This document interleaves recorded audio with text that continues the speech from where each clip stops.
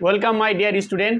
So তোমাদের জন্য কিন্তু আজকে একটা বেশ গুরুত্বপূর্ণ একটা আপডেট, সেটা কিন্তু অবশ্যই সেটা খুব জানার দরকার। আর যারা যারা বিশেষ করে এসএসসি জিডির নিউ ভ্যাকেন্সির অপেক্ষায় বসে আছো তাদের জন্য এটা বিশাল বড় একটা খুশির খবর, কারণ এটা নিউ একটা ক্যালেন্ডার দেওয়া হয়েছে, সেইখানে কিন্তু একটুখানি চেঞ্জ করা হয়েছে, কিন্তু বিশেষভাবে এমন চেঞ্জ হয়েছে যেটা তোমাদের পক্ষে আরও বেশি ভালো। তো সেই আপডেটটাই কিন্তু আমি তোমাদের সামনে তুলে ধরবো। তো অবশ্যই ভিডিওটা কী করবে, পুরোটাই দেখবে। আর যারা এসএসসি জিডির জন্য প্রিপারেশান নিচ্ছ তারা কিন্তু অবশ্যই কী করবে, চ্যানেলটাকে সাবস্ক্রাইব করে নেবে। তো চলো, এটা ছোট্ট জাস্ট কয়েক মিনিটের ভিডিও, অবশ্যই দেখে নেবে, তাহলে কিন্তু তোমাদের এই আপডেটটা তোমাদের জানা হয়ে যাবে। তার সাথে সাথে একটুখানি কথা বলবো, অবশ্যই শেষ পর্যন্ত ভিডিওটা দেখবে, যেটা তোমাদের পক্ষে খুবই গুরুত্বপূর্ণ কথা, অবশ্যই কিন্তু দেখবে। চলো দেখো, যেটা আসছে সেটা হচ্ছে যে কি আপডেটটা কি আছে।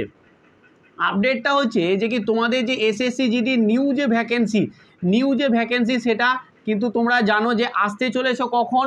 আমি সমস্ত কিছু বলবো, কোন ডেটে পরীক্ষা, কোন ডেটে কি, সমস্ত কিছু জানাবো, কখন ফর্ম ছাড়বে।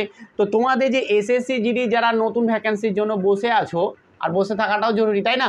কারণ নতুন ভ্যাকেন্সি আসতে চলেছে, সে তো বিশাল খুশির খবর, আগে থেকে বলে দেওয়া হয়েছে। তো সেই যে নতুন ভ্যাকেন্সি আসতে চলেছে সেটা কিন্তু কত আসবে, 7 আগস্ট কিন্তু তোমাদের কি হবে, ফর্ম ফিল আপ স্টার্ট হবে।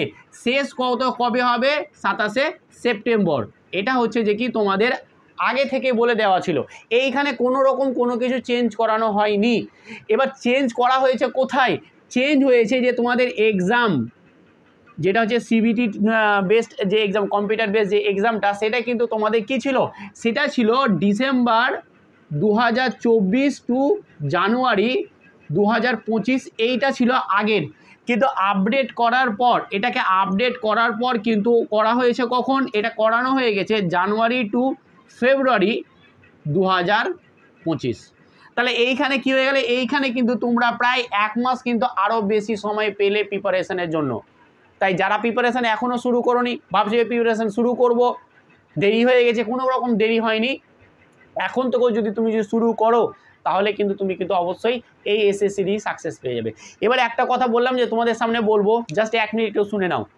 অনেকেই ভাবছে যে কি আমি চাকরিটা যাবো কি যাব না, নাকি আমার দ্বারা হবে কি হবে না, এই টেনশনেও কিন্তু অনেকেই ভোগে।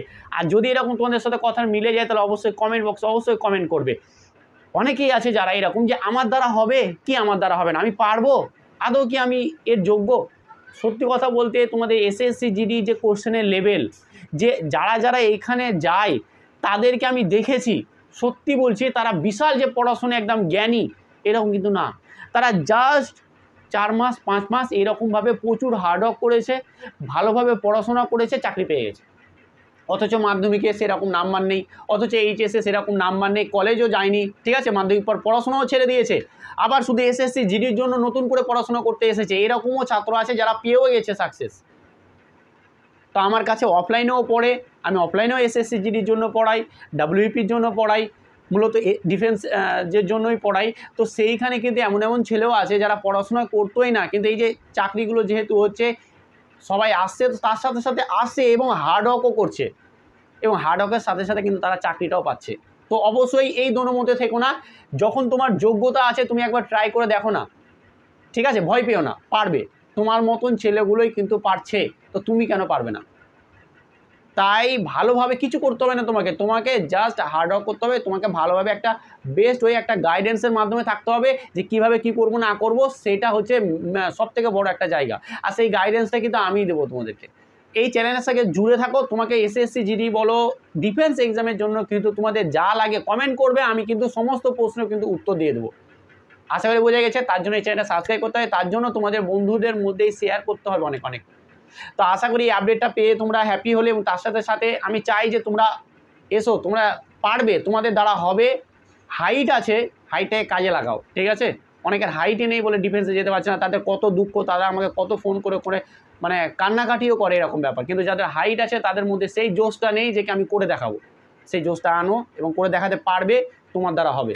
চলো আজকে এখানেই, ভালো থেকো এবং প্রিপারেশান শুরু করে দাও, আর দেরি করো না। Thank you.